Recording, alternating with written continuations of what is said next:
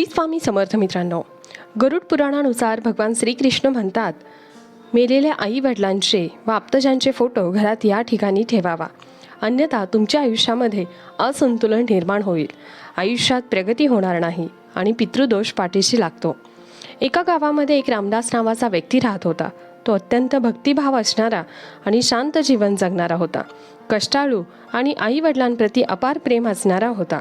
त्याच्या घरामध्ये देवघरात रोज प्रभातकाळी मंत्रोच्चार, सायंकाळी दीप प्रज्वलित आणि नामस्मरण अशी सुमधुर कामं होत होती. रामदासचे वडील गोविंद आणि आई जानकी दोघेही वृद्ध होते.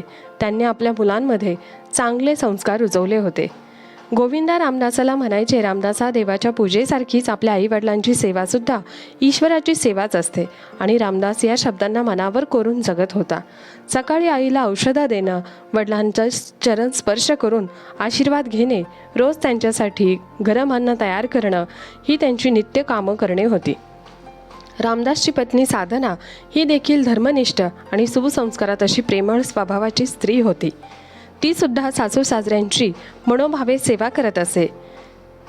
तिला विश्वास होता की सासू सासरे म्हणजे तिच्या पित्याचे दुसरे रूप आहे. रामदास आणि साधना यांचे वैवाहिक जीवन अत्यंत सुखी होते. सर्व काही चांगले चालले असतानाच काळाने आपला चेहरा दाखवला. एके दिवशी रामदासच्या वडिलांना अचानक हृदयविकाराचा झटका आला. काही तासानंतरच त्यांनी जगाचा निरोप घेतला. ही घटना सगळ्यांसाठीच हादरवणारी होती. रामदास खचून गेला होता. वडिलांशिवाय घर ओस पडल्यासारखे वाटत होते. आईचे अन्न पाणी सुटले होते.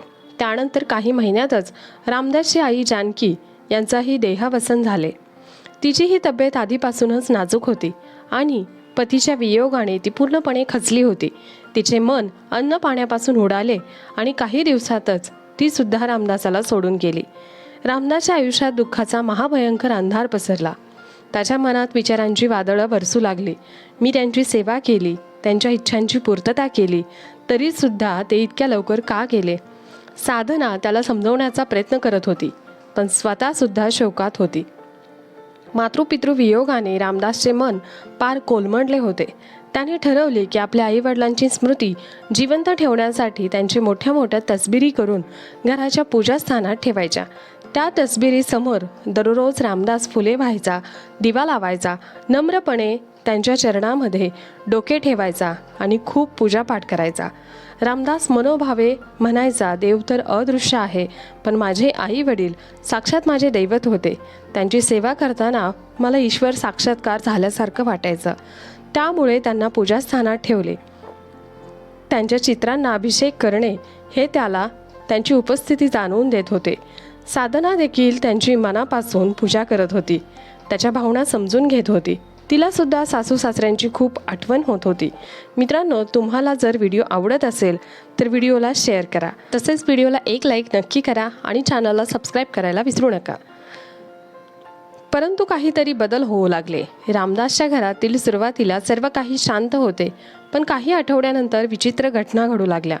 रात्री विचित्र स्वप्न येऊ लागले. कधी आई रडताना दिसायची, कधी वडील काहीतरी सांगायचे, पण आवाज अस्पष्ट वाटायचा. एक दिवस रामदासने अनुभवले की पूजास्थानात ठेवलेले आईचे चित्र थोडे हलल्यासारखे वाटले. तसेच घरातही एक प्रकारची मानसिक अशांती वाटू लागली. लहान सहान गोष्टीवरून साधना आणि रामदास यांच्यामध्ये वाद व्हायला लागले. त्यांना कारण समजत नव्हते, पण दोघांचेही मन आता थकलेले वाटायचे. साधनाला एके दिवशी वाटले की रामदास आपल्या श्रद्धेच्या पवित्र हेतूने काही अशा गोष्टी करत आहेत की ज्यामुळे त्यांच्या आत्म्याला अडथळा निर्माण होतो आहे. पण हे बोलण्यास तिचा जीव घाबरत होता. तिच्यासाठी ती पूजा नव्हती तर स्मृती होती, पण रामदासासाठी ती एक आराधनाच होती. आणखी काही दिवसांनी रामदासची मानसिक संतुलन बिघडायला लागले. त्याचे हसणे हरवले होते. त्याच्या चेहऱ्यावर सतत चिंता आणि थकवा दिसू लागला. तो देवासमोर बसून विचार करत असे की मी काही चूक करत आहे का? मला कधीच उत्तर मिळाले नाही. पण एके दिवशी असे झाले की तो भगवान श्रीकृष्णाच्या मंदिराच्या पायऱ्यांवर जाऊन गुडघ्यावर बसला आणि त्यांनी हात जोडून डोळे मिटले. पूर्ण हृदयाने अंतकरणाने म्हणाला, हे मुरलीधर, माझ्या अंतकरणात कोणताही स्वार्थ नाही. मी फक्त माझ्या मातापित्याच्या आठवणी जपतोय. मग का माझ्या जीवनात दुःख, अशांती आणि कलह वाढत चालला आहे? कृपा करून मला दिशा दाखवा.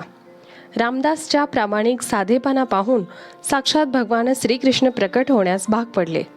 रामदासला वाटले की मी एक स्वप्नच पाहत आहे.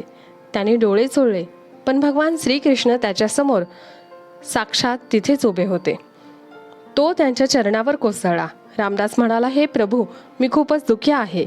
मी माझ्या आईवडिलांची पूजा त्यांच्या चित्रांसमोर करतो, रोज दीप लावतो, फुलं वाहतो, तरीही माझं मन अशांत आहे, माझं घर अस्थिर आहे. मित्रांनो, तुम्हाला जर व्हिडिओ आवडत असेल तर व्हिडिओला एक लाईक नक्की करा आणि कमेंट बॉक्समध्ये जय श्रीकृष्ण अवश्य लिहा. कृपया करून मला सांगा की काही मी चूक करत आहे का. यावर भगवान श्रीकृष्ण म्हणाले, उठ रामदासा, तुझं प्रेम आणि तुझी श्रद्धा खरोखर निर्मळ आहे.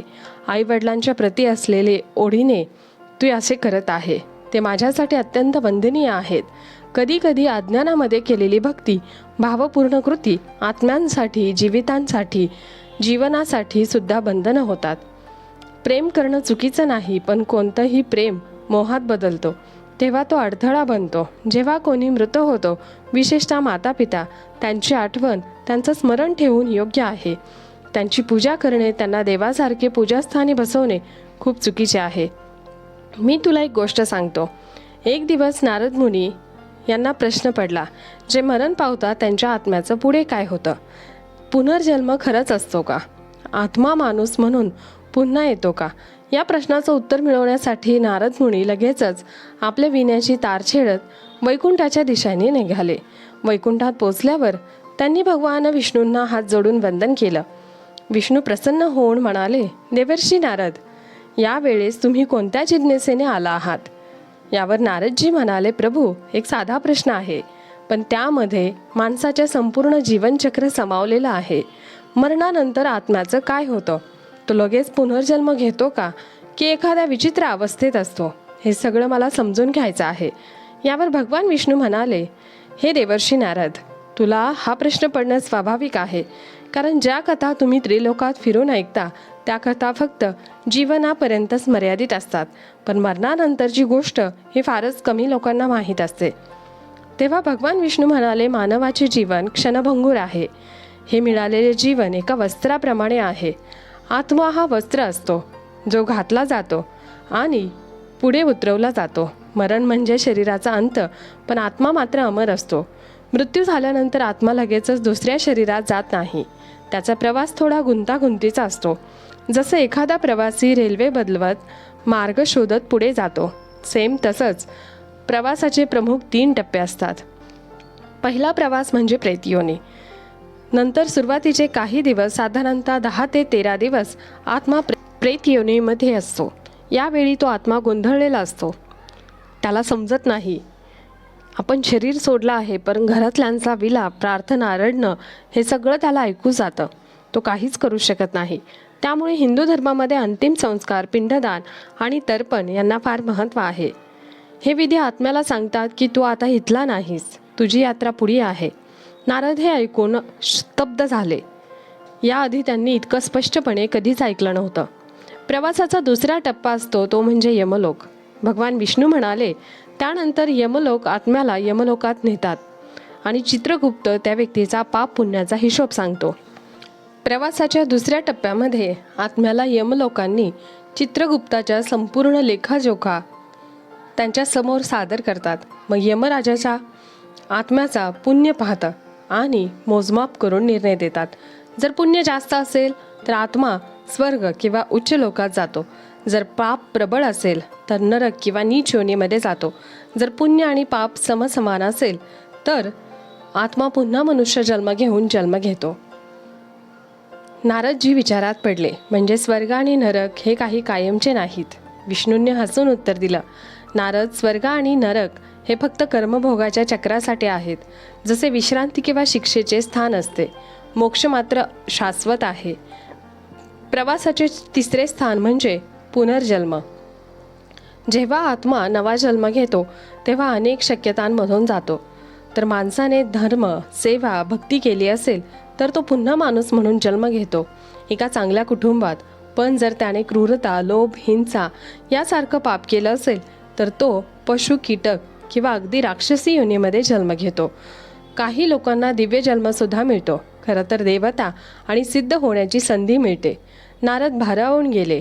पुनर्जन्म म्हणजे केवळ एका नव्या शरीरात येणे नव्हे, तर आत्म्याशी एका मोठ्या यात्रेतील पुढची पायरी होय. विष्णू पुढे म्हणाले, आता समजून घे. माणसाची 3 प्रकारची कर्म असतात.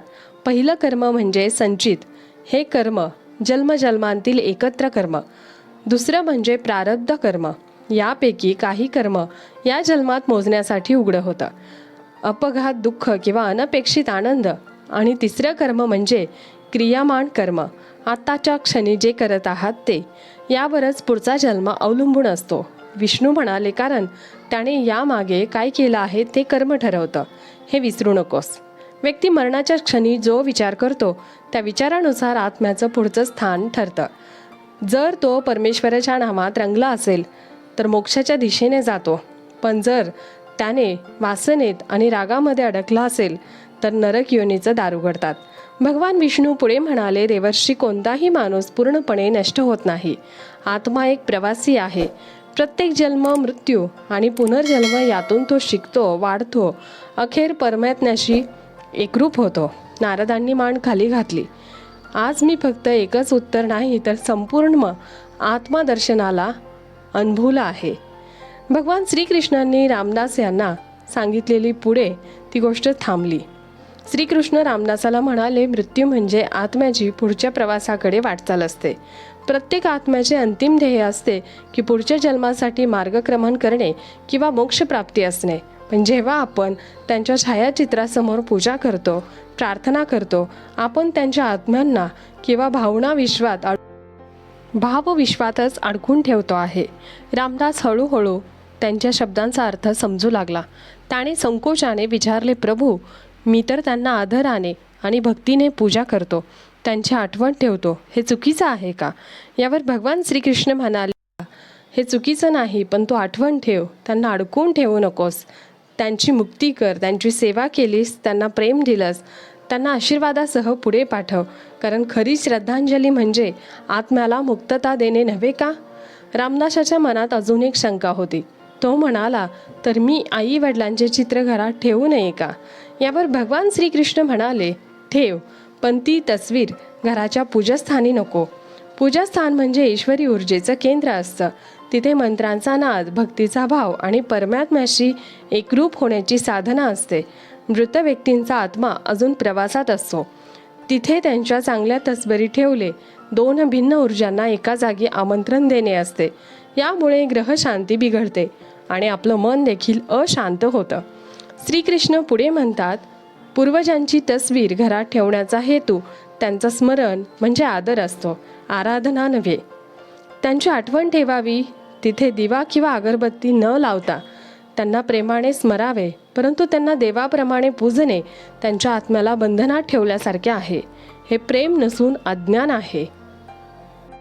रामदासाच्या घरातील कलह, त्याचे विचित्र स्वप्न, मनातील अशांती या सर्वांचे मूळ त्या अज्ञानात होते. तो प्रेम करत होता, पण त्याने आत्म्यांना बंधनात अडकवले होते.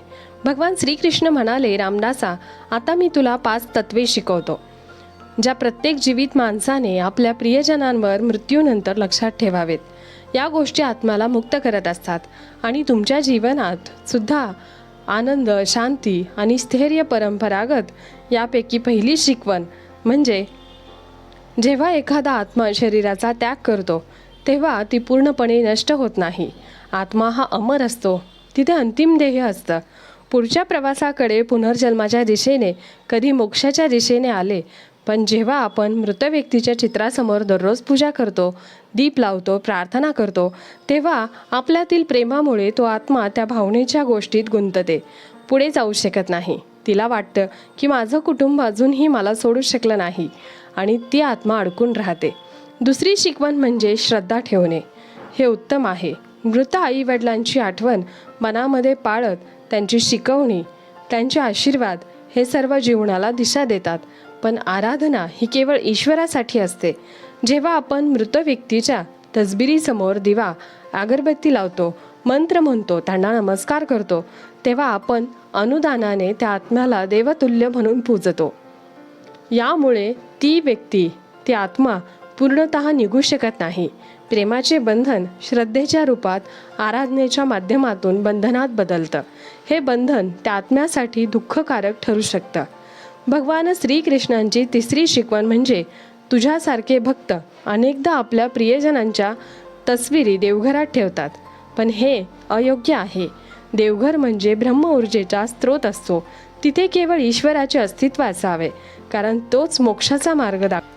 पितरांच्या तस्बिरी त्यांच्या आत्म्याची स्मृती असते, कारण तोच मोक्षाचा दरवाजा दाखवतो. ती भावना प्रेमाची असते, पण मोक्षाची नाही. म्हणूनच दोघांमधील ऊर्जा वेगळी आहे. मृत व्यक्तीच्या तस्बिरी एखाद्या शांत कोपऱ्यात आदराने ठेवाव्यात, पण देवाप्रमाणे त्यांची पूजा करू नये. न दिवा लावावा, न फुलं वाहावी, न अगरबत्ती. दिवा, फुलं, अगरबत्ती या गोष्टी केवळ ईश्वरासाठी असतात. रामदासाला जाणीव झाली की आपण किती सच्च्या श्रद्धेने परंतु अज्ञानाने एका आत्म्याला अडकवून ठेवला आहे. श्रीकृष्णाची चौथी शिकवण म्हणजे आई वडिलांबद्दल श्रद्धा पाळतोच तर त्यांच्या नावावरून चांगली कर्म करत जा. दानधर्म, गरिबांची सेवा, भुकेलेल्यांना अन्नदान, झाडं लाव, ज्ञानदान कर. या गोष्टी त्यांच्या स्मरणार्थ करत जा. आत्म्यांना शांती मिळते. त्यांना अशा स्वरूपात ठेवू नको. त्यांना मुक्त कर. त्यांना बंधनात ठेवू नको, कारण मृत्यूनंतर पूजन ठेवून ही श्रद्धा नाही, तर आत्म्याच्या मुक्तीसाठी कार्य करणे ही खरी श्रद्धा आहे. आता पाचवी शिकवण म्हणजे प्रेम म्हणजे काय हे जाणून घे. खरं प्रेम कोणालाही अडकवत नाही, ते मुक्त करतं. जर तू आपल्या आईवडिलांवर प्रेम करत असशील तर ते देवाघरी गेले आहेत हे मान्य करून त्यांच्या आत्म्याला पुढे जाण्याची संधी दे. त्यांना रोज बोलावून त्यांची आराधना करून थांबवू नकोस. त्यांना शुभेच्छा देत पाठवणी कर. तुम्हाला पुढच्या प्रवासासाठी मी तुम्हाला आशीर्वाद देतो. तुझ्या प्रेमाला कृतीत उतरव. तुझ्या आईबाबांच्या स्मरणार्थ दरवर्षी श्राद्ध कर. गरिबांना अन्नदान कर. त्यांच्या आठवणीतून इतरांना मदत कर. तुझं जीवनच त्यांच्या सर्वात मोठं पूजन ठरेल. हे बोलून भगवान श्रीकृष्ण तेजामध्ये विलीन झाले. रामदास मंदिरातून बाहेर आला. त्याच्या मनातील शंकांचे निरसन झाले होते. इतक्या दिवस तो गोंधळात होता, पण आता निर्मूलन झालं होतं. घराकडे निघाला, पण जाते वेळेस तो पुत्र नव्हता. एक समर्पित, जागरूक आणि ज्ञानी भक्त झाला होता. संध्याकाळची वेळ होती. साधना त्याची पत्नी दरवाजाशी बसून रामदासाची वाट बघत होती. त्याचा अशांत मनस्थितीमुळे ती सुद्धा बरीच दिवस चिंतेत होती. जेव्हा तिने त्याला बघितलं तेव्हा त्याचा चेहरा, डोळ्यामध्ये स्थैर्य, चालणं स्थिर होतं. तेव्हा तिला फार आश्चर्य वाटलं. साधना म्हणाली, रामदास, सगळं ठीक आहे ना? तू इतका बदललेला का दिसतोस? यावर रामदास म्हणाला, साधना, आज मला माझ्या आयुष्यातील सर्वात मोठी शिकवण मिळाली आहे. भगवान श्रीकृष्ण स्वतः प्रकट झाले होते आणि त्यांनी मला सांगितलं की आई वडिलांवर प्रेम कर, पण त्यांना अडकून ठेवू नको. त्यानंतर लगेचच रामदासाने पूजास्थानात एक मोठा बदल घडवला. आई वडिलांची मोठी तस्वीर जी त्याने श्रद्धेने ठेवली होती ती त्याने हलक्या हाताने उचलली आणि डोळे पुन्हा पाणवले होते त्याचे. परंतु आज त्याच्यामध्ये दुःख नव्हतं, तर एक सुसंस्कृतिक निरोप होता. त्याने त्याच्या आईवडिलांचे चित्र घराच्या एका कोपऱ्यात ठेवले, जिथे ना मंत्र, ना अगरबत्ती, ना दिवा हे काहीच नव्हतं. केवळ त्यांची स्मृती होती, त्यांचा आदर होता. साधनाने त्याला विचारले, आपण त्यांना रोज गुलाबाची फुलं व्हायची का? ते सुद्धा नाहीत का? रामदास म्हणाला, हो साधना. भगवान श्रीकृष्ण म्हणाले, स्मरण असावं पण आराधना नको. आपल्याला त्यांना मुक्त करायचं आहे, त्यांना अडकवायचं नाही. या क्षणापासून दोघांच्या घरचं वातावरण हळूहळू बदलायला लागलं. त्या रात्री रामदासाला एक स्वप्न पडलं. त्याची आई स्वप्नात दिसली. त्यावेळी ती रडत नव्हती ना दुःखी होती. त्याच्याकडे पाहत म्हणाली, बाळा, आज तू आम्हाला मुक्त केलंस. मला पुढे जाण्याचा मार्ग दिलास. माझं मन हलकं झालं. मी तुझ्यावर सदर आशीर्वाद ठेवून ते स्वप्न तिने डोक्यावर हात ठेवला. तेव्हा रामदास जागा झाला. त्याच्या चेहऱ्यावर एक अवर्णनीय समाधान पसरलेलं होतं. ओठांवर हसू देऊन उठला. आज खऱ्या अर्थाने त्याने आपल्या आई वडिलांना समाधानी केल्याचं त्याला जाणवलं होतं. जसे दिवस गेले तसं तसं रामदासचं घरचं आणि रामदासमध्ये पुन्हा प्रेम आणि सहकार्य वाढवलं. रात्रीची विचित्र स्वप्न बंद झाली. घरात मंद आणि सौम्य ऊर्जेचे वातावरण निर्माण झाले. मानसिक स्थैर्य परत आलं. रामदासाने त्याच दिवशी एक पवित्र संकल्प केला. प्रत्येक वर्षी श्राद्ध कर्म करण्याचं, तर्पण विधी पूर्ण श्रद्धेने पार पाडायचा आणि आईवडिलांच्या नावाने दरवर्षी गरीब लोकांना अन्नदान करायचं. त्याने गावात दरवर्षी पितृस्मरण दिवस महादान करण्याचा उपक्रम सुरू केला. त्या दिवशी गावात बदल, सत्संग आणि अन्नदान, वृक्षारोपण असे कार्यक्रम रचले होते. त्याच्या आईवडिलांच्या नावाने समाजात योग्य कार्य घडवून तो त्यांच्या आठवणींचा रूपांतर प्रेमात करतो. हा माहितीपूर्ण व्हिडिओ तुम्हाला उपयुक्त वाटला असेल तर व्हिडिओला एक लाईक नक्की करा आणि कमेंट बॉक्समध्ये श्री स्वामी समर्थ, जय श्री कृष्ण अवश्य लिहा. धन्यवाद. श्री स्वामी समर्थ. जय जय स्वामी समर्थ.